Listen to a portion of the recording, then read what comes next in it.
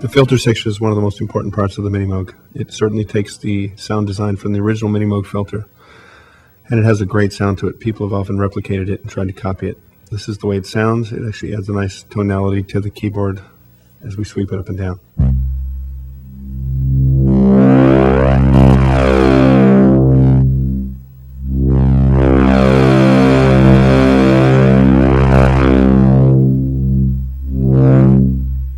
It's a very rich and strong filter. People like that a lot. It goes very bright and buzzy, helps things cut through, but it can also mellow out the sound, bring it down very dark and very full sounding at the low end too.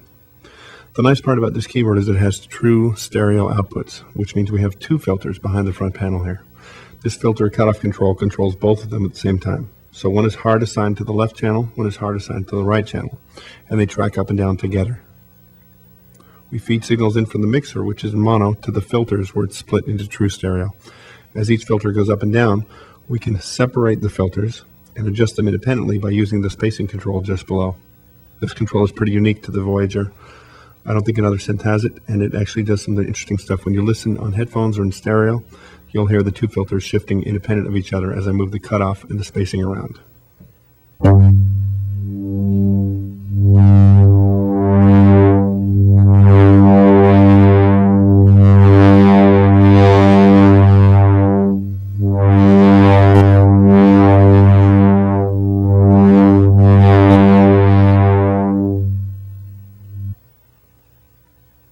The spacing simply offsets one filter from the other, sets it higher or lower depending on where you put it. If you put it right in the middle, both filters are set the same. It will sound like a mono signal in most cases.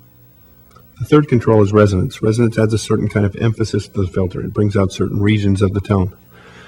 It kind of gives it a bit of a wet sound or a bit of vocal sound as you turn the filter up and down. Without it, the filter is a very smooth tone control.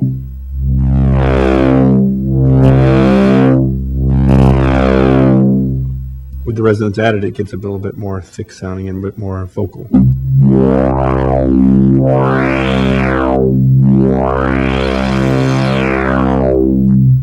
And even more.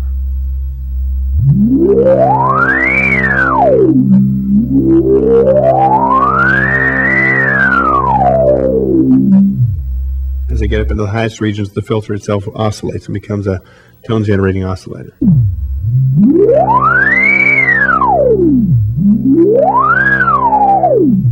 You hear that very bright, pure sine wave on top, and that's the filter itself with enough resonance feeding back on itself that it actually creates its own oscillator. Keyboard control amount is the next step. This control actually adjusts as you play up and down the keyboard whether the filter will track that motion or not. Sometimes you don't want it. If you want to play up the keyboard, the sound will not control the filter. The filter will actually shut down the higher notes and filter them out.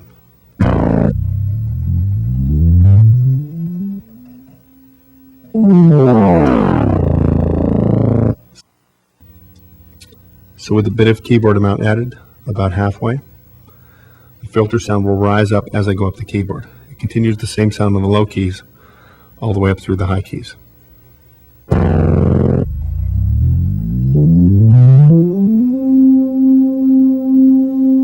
With even more keyboard control, the filter will actually brighten as I go up the keyboard.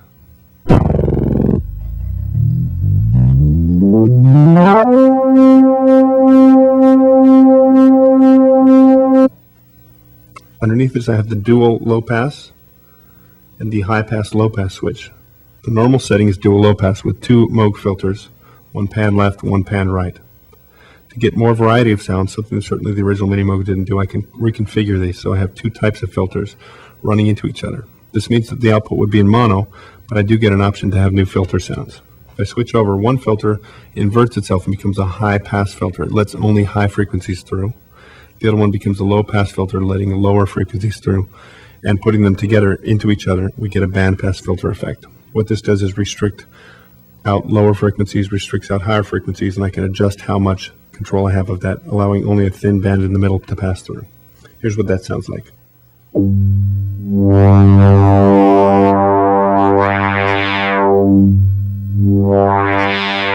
Now when I'm sweeping up and down the filter cutoff frequencies, both filters do move up and down. Their frequencies do adjust, but one is attenuating low frequencies, one is attenuating highs. The more I turn up the spacing, the closer they are together, so the thinner, more mid-rangey sound that I can come up with at this point.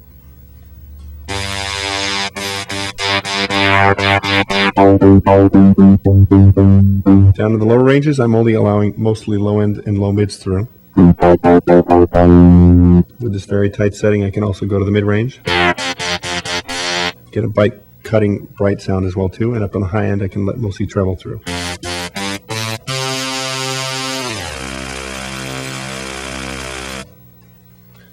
This does give us options for new sounds, and of course we have input controls for both the filter, cutoff frequency, and the spacing on the back. So while these filters are going, you could be controlling them with your feet, with external audio inputs, with external voltage inputs, things like that can sweep the filters around.